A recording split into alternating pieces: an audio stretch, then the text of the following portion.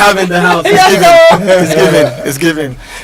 And we are back again with our second guest. Our second guest is what the Yorubas will say, Oduleni Yiko Kinshi Aimofoloko. At the mention of her name, you would understand why I'm giving so much accolade. She's put in so much work. She's done so well for herself. She's made a name for herself. She's made herself a household name in the Nigerian film industry. She's done from when it was just that Yoruba films, you know, to the regular Nigerian English films, you know, to what we are all proud of now, to the cinemas, to the streaming platforms and all that. She's done very well for herself. She's gotten several awards, several laurels, you know, to what she's been able to do over the years. I have in the studio with me the beautiful and incredible Mrs. Mercy Adeoti. Thank you. Thank you. Good afternoon and welcome to Top 90.9 FM, Nollywood on radio. Good afternoon. Thank you for having me. How has it been?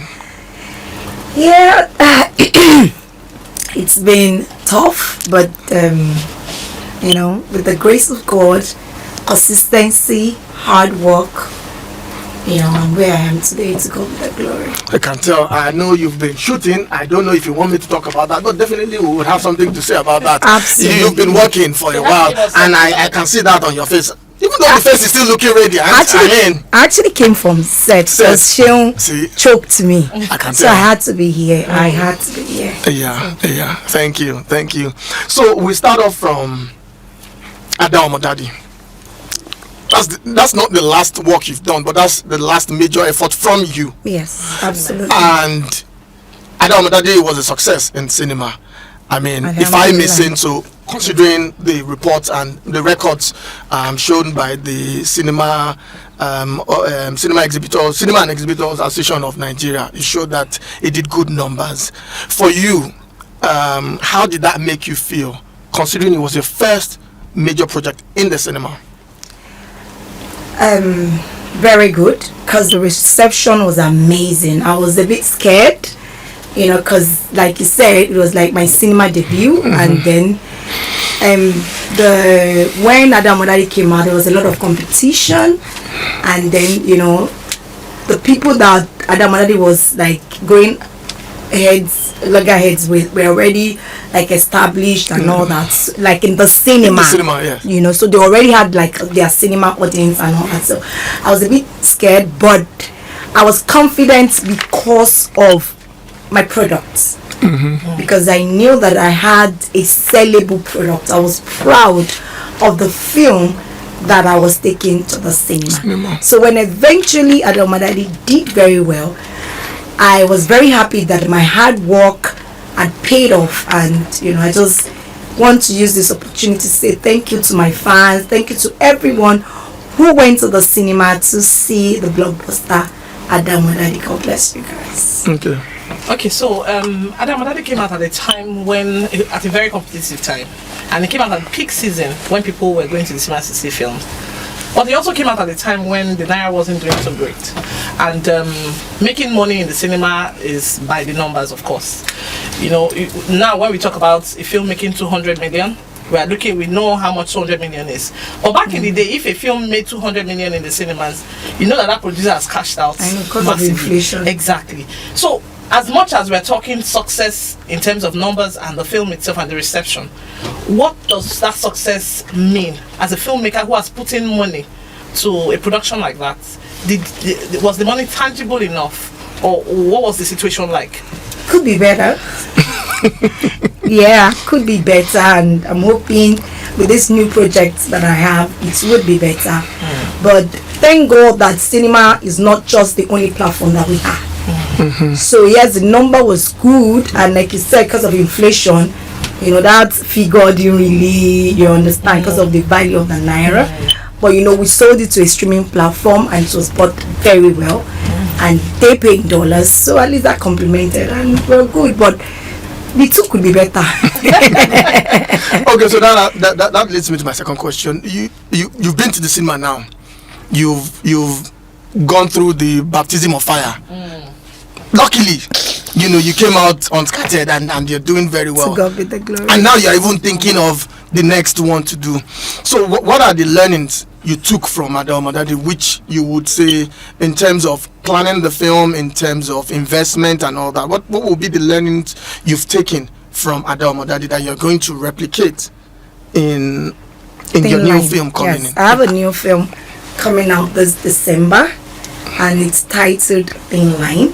Thin Line. And I learned a lot. I mean, I learned from the experience. I learned a whole lot. At some point, I cried.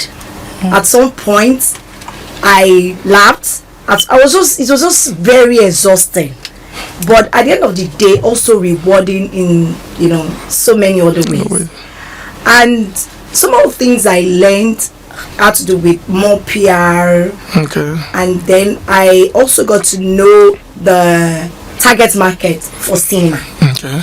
So you make a movie to appeal to that, because we have a certain audience that actually lives their home, that large number of people in that bracket that leaves their home to the cinema.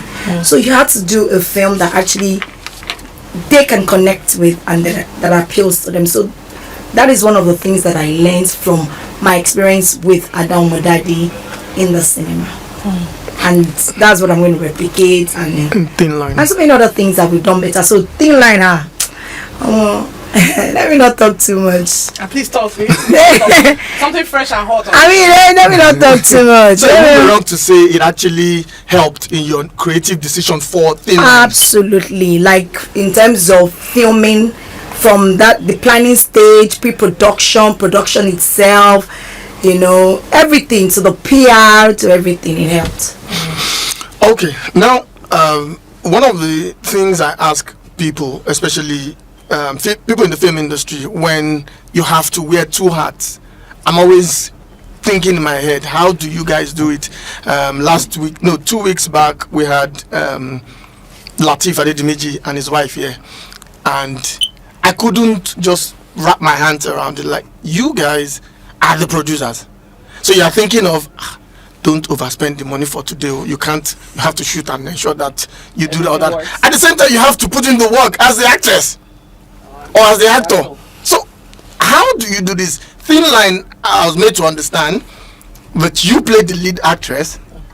You are also the producer, and of course I know you have support from your husband, but putting these two hats together and still being able to deliver on your role, how do you do it? How do you marry So first off, my husband and I are partners. Okay. We're a team.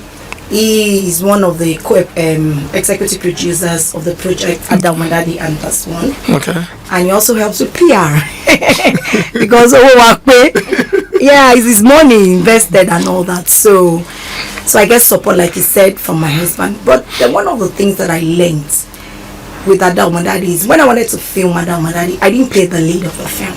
Okay. Because it was like I was testing the waters. I wanted to see how it is. So I wanted to be more like behind the camera and supervise the project, because I wanted to give it my all.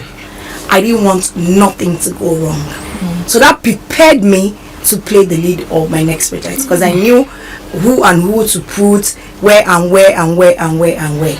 So that actually helped. Omomi that played the lead of Adeomodadi. I played a supporting role. And to God be the glory, I got a nomination for that. I wasn't expecting it, because actually the role was not even in the script. I was telling my husband that I'm not going to act in this film. My husband was like, are you okay?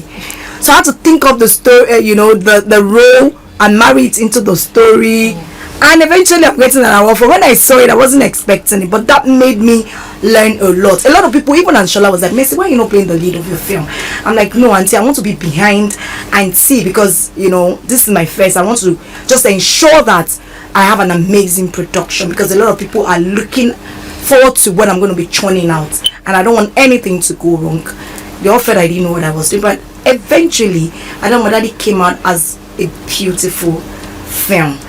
And like I said, I learned. So with Thin Line, I wouldn't say that there was no stress. So because I played lead, and my character was very, very emotional. Like, my character had a lot of variations Okay. terrain. So it took a lot of mental strength to be able to deliver that character.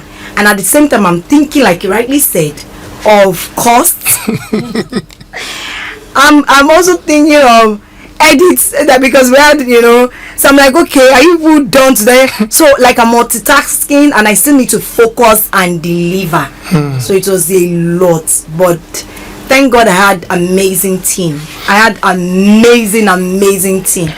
From my husband, who was also on ground to give his moral support and financial support. I had one of the best directors in Nollywood. One of these our new directors who was amazing. His name is A.K. Missing.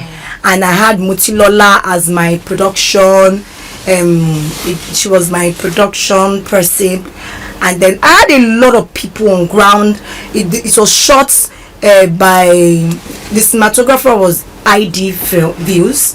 Is amazing. It's like one of the best, so I was just like, okay, in those departments I didn't have to worry like that, because I had capable hands and I had the best team, like I said, to do things like that. Okay, so it seems like you have joined the league of Nollywood female filmmakers who are taking over the cinemas every December. Is this going to be a December tradition, that every December we know that something is coming from your stables? And then are you going to also stay with the cinema culture and continue to produce for cinema predominantly? Absolutely. Whatever platform that will make money from. Yes, now. So I have to explore all platforms: cinema, YouTube, streaming platforms, whichever. As long I'm a filmmaker and also an investor, so I have this good product and I want to sell it. I want to reach as many people as possible. So whatever platforms, I'm ready to explore. So like you rightly said, or to answer your question, yes, it's going to be a December thing. Next year I might decide to come like twice in a year, 3 times in a year, as long as I know that I have a good product that I want to sell. So I'm not just limiting myself to cinema. It's going to be on all platforms that I can make money from. Okay, I wanted to interject and ask at that point if what would happen, because I know that you've done a couple of productions on YouTube with your YouTube page that is doing fine. Now that the concentration in quote seems to be moving to the cinema, what would be happening to content for your YouTube? We have content. I have producers also that are working, that their content would be on my channel. My husband also owns a YouTube channel and is chairman of Baka TV. So we are constantly churning out content. We are constantly producing good films. Okay, so give or take, I mean, everybody here, Mercy Adeoti, give or take, on an average, how many days are you on the set in a month? It's plenty. Like, except I deliberately want to take time off. I'm always working. I'm always on set. As I speak to you, I have producers that are like texting me, calling my manager. We need Mercy, so we need Mercy, so I'm in demand. I'm a bankable actor. I like that. So I like that. So to God with the glory, and I paid my dues in the industry. So I'm in demand, to God with the glory. And like I said, except I just want to take a break. Like I'm intentional about my rest, or I want to have a family time, and all that. I'm always on set. Does it help that you're married to a man who also works in the same industry that you play in? That's one of the reasons why I married him, actually. Yeah. Heard that here. You heard that right here. Yeah. Okay. That's one of the reasons why I married him, because together we're building an empire. Yeah, we're building a production empire. So I just thought I needed somebody that, it's a good thing that is in the industry, and then with his own strength and my strength combined together. What does the future of that industry look like? What does the future of that empire, look like? It's looking good already. From Madam Madadi, you can tell. And what's the end game? Yeah, let me not say it. Give us something. No. When it starts, time for me to say it. I'll come back here to say it, but let me not say it. Let me not let the cat out of the bag. Okay. Still in the works, but let me not say it. Okay, good. We will be waiting, and I believe we'll be the first. Even if you don't come back here, we'll get the scoop. And we'll discuss it here. That is if you don't come back.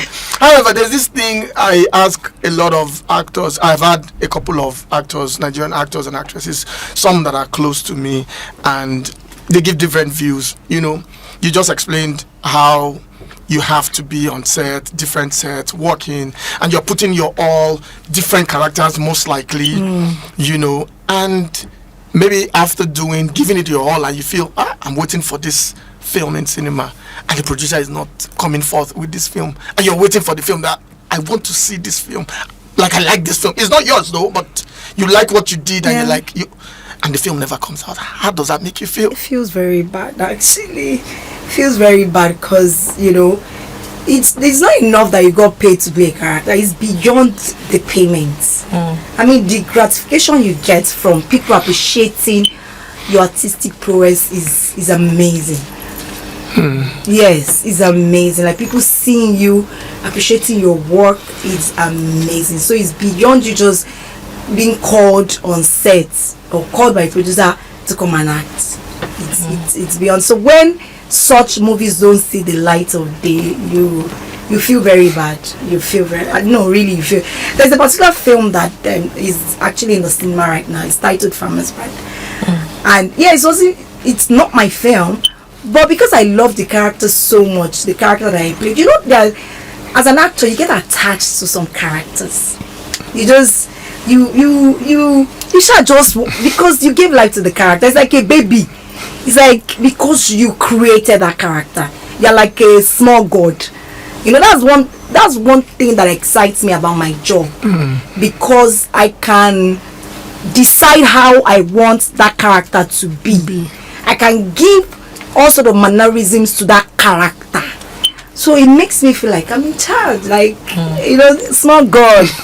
So because I love that character so much, I kept waiting, when will this film come out?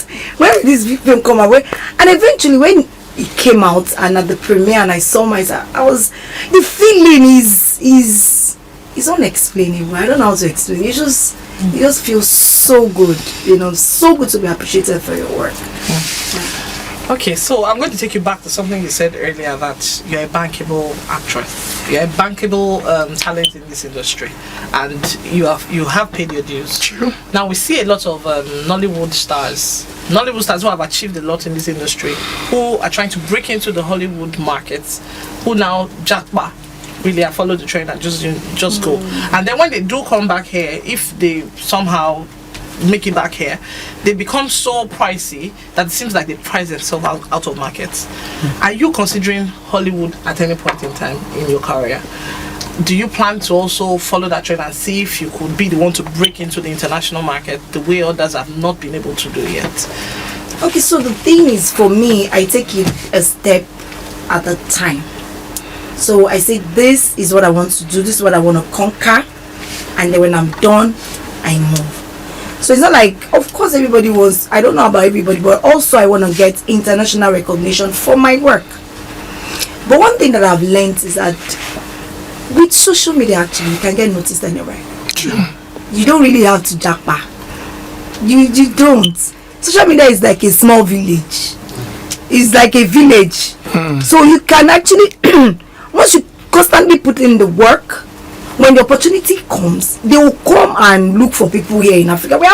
We're blessed with talent, most especially in Nigeria. I don't know whether it's on girl, but Nigerians are super talented. So most times when these international filmmakers want Africans, they would go on your social media to check what you've done. They would use Google. They'll search and look up. So opportunities, so you don't have to now leave and no, I am not of the school of thought that one should do that to break into Hollywood. Yeah. Okay, finally from me, as a successful actress, producer, building an empire with your man, what are some of the key highlights of your career that you will say has shaped your person your brand? I would say consistency is one of the highlights for me, because I believe that constantly putting the work has actually helped me attain the heights that I have in Nollywood.